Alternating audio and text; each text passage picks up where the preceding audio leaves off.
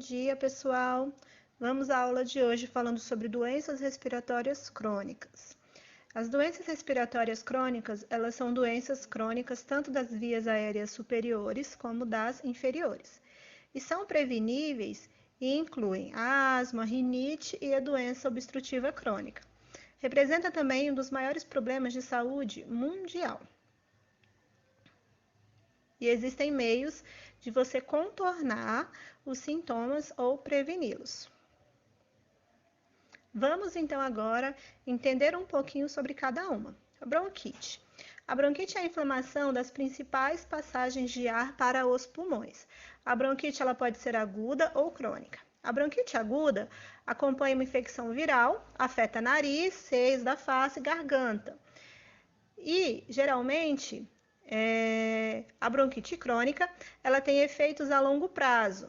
Pessoas que têm uma tosse muito comum, produzem muito muco, né? A pessoa ela sente desconforto no peito, tosse que produz muco, fadiga, febre, falta de ar, piorada com esforço, podem ter também ronco ou um certo chiado no peito.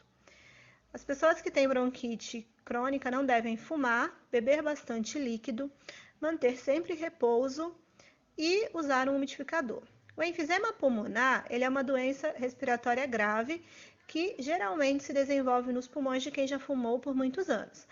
A doença leva à diminuição da elasticidade dos pulmões e ao comprometimento dos alvéolos, que são as estruturas responsáveis pela troca gasosa entre o oxigênio e o gás carbônico. O enfisema pode ser causado por uma deficiência da enzima alfa-1 a antitripsina ou pode se desenvolver lentamente devido ao cigarro e a outras doenças, como a bronquite crônica, asma e a fibrose cística. Quais são os sintomas? Falta de ar que piora aos poucos em pequenos esforços, tosse com catarro, tórax em formato de barril, uma fraqueza generalizada. Não tem cura. Câncer de pulmão. O câncer de pulmão ele é um tumor caracterizado pela quebra dos mecanismos de defesa naturais do pulmão, a partir de estímulos carcinogênicos ao longo dos anos, levando ao crescimento desorganizado de células malignas. O câncer de pulmão é um tumor maligno que pode pegar desde a traqueia até a periferia do pulmão. O câncer de pulmão ele pode ser do tipo metastático, ou seja, aparecer como uma metástase de outro câncer. E a causa mais comum do câncer de pulmão é o tabagismo, por um longo período de tempo.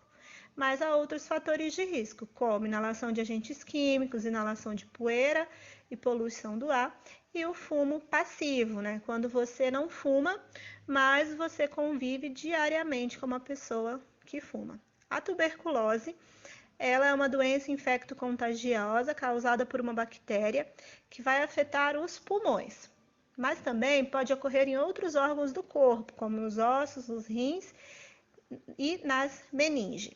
A tuberculose ela é causada por uma infecção por Mycobacteria tuberculosis ou bacilo de Koch. A transmissão é direta, de pessoa para pessoa. Portanto, a aglomeração de pessoas é o principal fator de transmissão. A pessoa com tuberculose expele ao falar, ao tossir, ao espirrar, pequenas gotas de saliva que contêm um agente infeccioso. Má alimentação, falta de higiene, tabagismo, alcoolismo ou qualquer outro fator gera baixa resistência orgânica, né? Pneumonia. A pneumonia ela é uma infecção que se instala nos pulmões. Pode acometer a região dos alvéolos, onde nós encontramos as ramificações terminais dos brônquios, e basicamente elas são provocadas pela penetração de um agente infeccioso ou irritante, bactérias, fungos, vírus ou reações alérgicas, no espaço alveolar, onde vai ocorrer a troca gasosa. Esse local sempre deve estar muito limpo, tá? Existem pneumonias, então, provocadas por vírus, fungos e bactérias. Quais são os principais fatores de risco? Provoca reação inflamatória, né? O álcool ele vai interferir no sistema imunológico, ar-condicionado prejudica também, porque deixa o ar muito seco, resfriados mal cuidados e asma. A asma ela é uma doença crônica das vias aéreas. O pulmão do asmático é diferente do pulmão saudável, como se os brônquios dele fossem mais sensíveis e inflamados. A asma é classificada em 4 categorias. Ninguém sabe exatamente o que provoca a asma, uma vez que cada pessoa apresenta uma sensibilidade a gatilhos diferentes. Dessa forma, é importante entender o que causa seus ataques de asma e tentar reduzir a exposição a esses agentes. Quais são os gatilhos mais comuns? Alimentação, asma ocupacional, asma noturna, mudanças de temperatura, medicamentos e etc.